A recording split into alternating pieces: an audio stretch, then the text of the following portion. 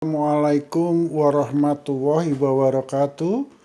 Para kadang mangir, ada cerita yang mengesankan ketika kita berulang tahun yang ke-78 dalam rangka kemerdekaan Indonesia. Ada 3 orang jenderal dalam catatan saya yang meninggal atau gugur di Indonesia. Yang pertama adalah Gubernur Jenderal VOC yang kedua, yaitu Jan Pieter Soenkoen, dibunuh oleh Wali Mahmudin dan Utari Sandi Jayaningsih serta Bagus Wonoboyo. Kejadiannya pada tanggal 20 September tahun 1629. Kemudian yang kedua adalah Panglima Perang VOC di Aceh. Bukan VOC, maaf. Sudah tentara kerajaan Belanda karena VOC sudah bubar waktu itu. Pada tahun 1900-an. Yaitu Jenderal Van Heut. Jenderal Van Heut gugur ditembak oleh pejuang-pejuang Aceh di depan Masjid Raya Baitur Rahman, Banda Aceh. Kemudian yang ketiga itu adalah Brigjen Malebi yang gugur kena bom mobilnya di Surabaya. Jadi mereka itu dibunuh oleh para pejuang Indonesia. Mereka jenderal, mereka pemimpin.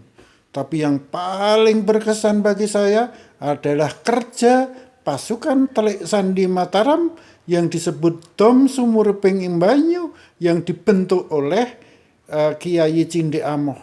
Mereka sukses besar membunuh Jan Pieter Soenkoen dan kepalanya dikirim ke Imogiri untuk ditanam di kaki makam Sultan Agung. Kelak mereka akan menginjak-injak kepala itu setiap kali mau masuk ke makam Sultan Agung. Tapi jangan lupa, Gubernur Jenderal Jan Pieter Soenkoen ini menjadi pahlawan besar di Belanda. Di kotanya Hoorn dibuatkan patung setinggi 10 meter.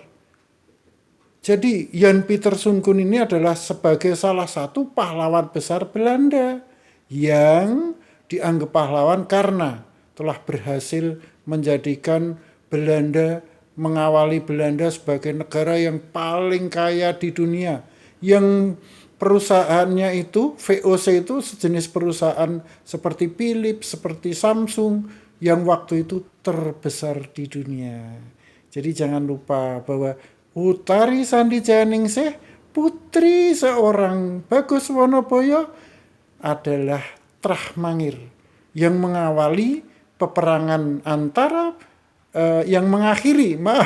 mengakhiri peperangan antara Batavia dengan Mataram. Sehingga selama sekitar 20 tahun Belanda itu, VOC itu tidak berani mengusik apa-apa kerajaan Mataram.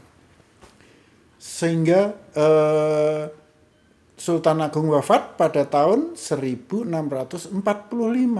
Barulah sesudah itu Belanda berani mengusik masuk ke tanah Jawa. Sesudah masa Sunan Amangkurat I, II, dan selanjutnya. Jadi banggalah kita bahwa Utari Sandi Jayaningsih, anak perempuan dari Bagus Wonoboyo yang lahir di Pati, dan cucu dari Roro Pembayun yang lahir di Kota Gede Yogyakarta. Itulah yang membunuh pahlawan besar Belanda.